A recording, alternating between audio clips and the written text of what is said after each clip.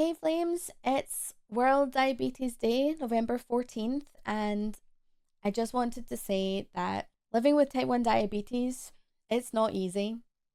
Don't let anyone say to you it's just about you can't eat sugar or you just take a few jags or injections. It's not easy.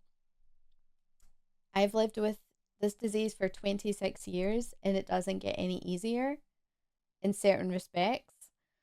I will say though, it's never been easier to manage it. That doesn't make it easy though. Technology has come such a long way to help with our management of our bodies, through sensors that track our blood sugars now and they are incredibly accurate.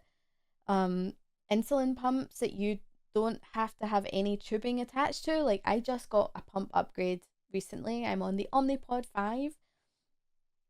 That's changed my life with that alone. My insulin pump doesn't have tubing on it anymore. I put it on my arm or my leg or my tummy or my bum even. Like, I couldn't do that with the last one, and it just I keep on for 3 days, and my control it all through a thing that's essentially a mobile phone, and it's fantastic.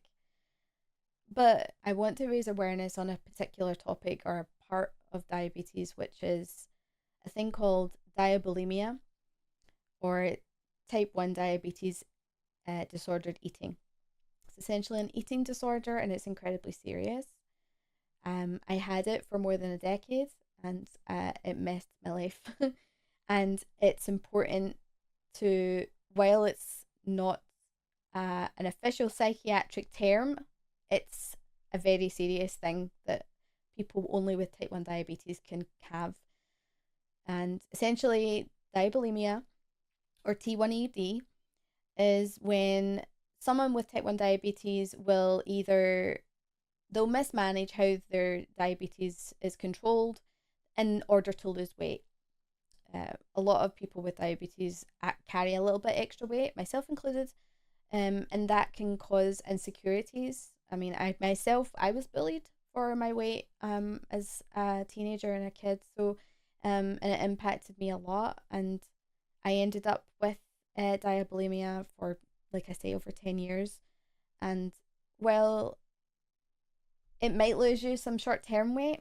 The longer-term implications and complications that come with it, they're too risky, they're too high.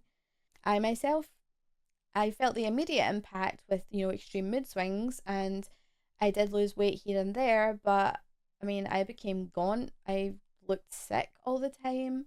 I couldn't maintain relationships. I couldn't maintain a job long term. I ended up, because of this, in a mess in my life. And mentally, I was not strong. I was not in a good place. I was incredibly vulnerable. But it wasn't until many years after I started to take better care of my diabetes and I started to see improvements was when the longer term impacts and complications of diabulimia like manifested. And that's the part I want to like really drive home. It was easy for someone to say to me when I was a kid, you need to manage diabetes. Why are you not managing it better? Why are you doing this? Why are you doing that? Why are you not tracking your blood sugars? You're not filling in that journal. Why are you not taking better care of yourself? All that. Like, that happened every day. But nothing was able to change how I managed things, or mismanaged, I should say. And because of that, I now live with neuropathy. I have nerve issues, joint pain, chronic pain. Um, I have a thing called retinopathy, which is issues in my eyes. I essentially had blood vessels in the eyes burst and then try to regrow, and then they burst again because they're weak. So I've had, I can name it all. I've had laser surgery on both eyes many times. I've had injections in both eyes a few times. Those are horrible. And then I've also had surgery and operation on each eye, and that was bad. That was to remove excess blood that was impacting my vision. But because of all of that, I now have scarring on my retina. So my retinas are kind of messed up now with scar tissue, and I have a form of color blindness. It's basically colors don't quite that are too close to the color wheel kind of blend together and I can't tell the difference. So sometimes like reds and oranges can look similar, or reds and pinks and blues and greens. Like sometimes everything like merges together and I can't tell the difference.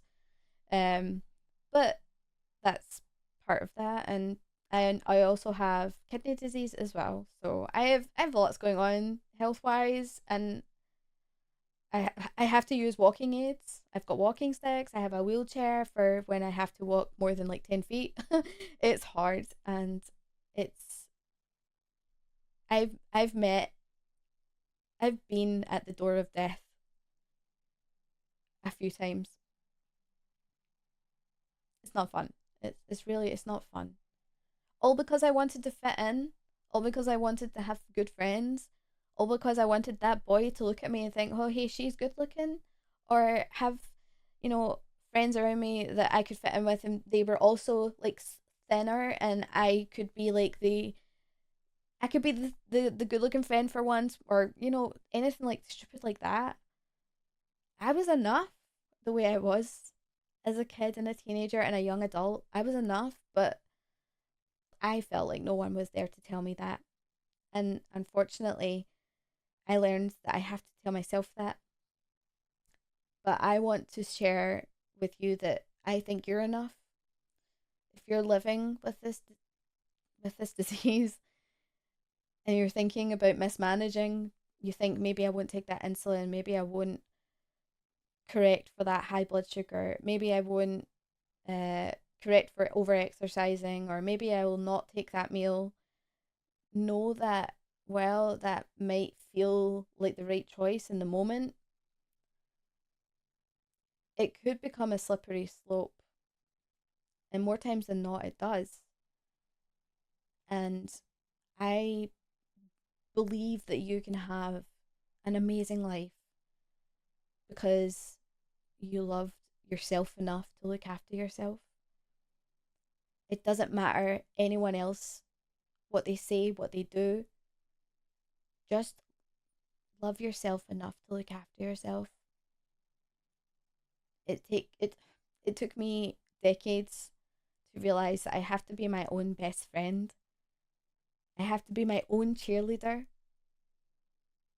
And I look back at younger Rogue and I want to give her a massive hug and tell her that she's amazing, that she's a bright kid, that she's not fat, that she's not so many things that I was told, and that I love her.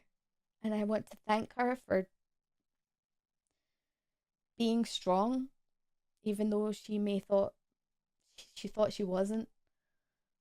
I look back at 20-year-old Rogue and I say to her, you did what you had to do to survive. I'm sorry that you didn't love yourself enough to look after yourself. It's my duty to look back at younger Rogue and say, you are awesome. You are amazing. You are loved.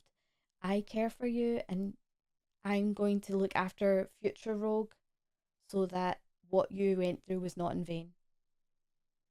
I shouldn't have to do that, but I'd have to now. It's the way that the cards have been dealt for me personally. But for you, the best time to make a change was yesterday, but the second best time is now. Know that I love you, I care about you, I believe in you. You are so enough. You're enough for anyone, but be enough for yourself. Love yourself and look after that amazing palace of a body that you're holding on to.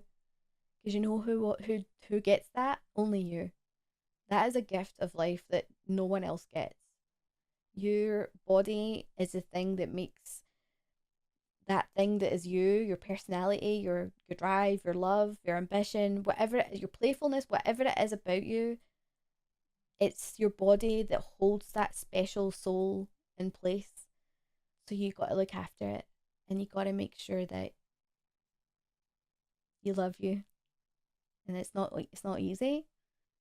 And you might think, well, why can't this person love me? Why can't my parent love me? Why can't my friend love me? Why can't my sibling love me? Whatever it may be. But know that the most important relationship between you and whoever else, it's just you. Between you and you. I love you. Happy World Diabetes Day.